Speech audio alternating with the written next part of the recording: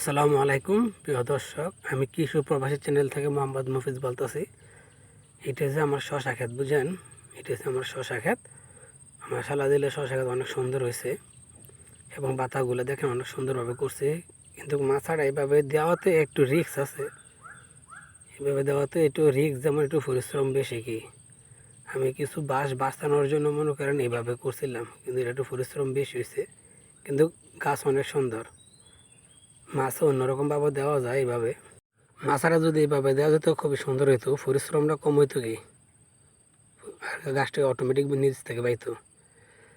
রিক্স বলতে যে কোনো সময় মাছারা ভাঙার সম্ভাবনা আছে। তারপর আমি একটু দু একটা খোঁড়া একটু মজবুত করে দেবো মাঝখানে, যাতে মাছারা না ভাঙে।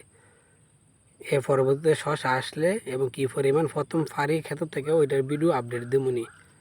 মালয়েশিয়ার থেকে যারা যারা দেখতেছেন বা দেশের থেকে, তাদের প্রতি আমার সালাম রইল। বেশি বেশি লাইক এবং শেয়ার করবেন। এই ভিডিওটা বুঝেন, বেশি বেশি শেয়ার করবেন আরও নতুন নতুন ভিডিও পেতে।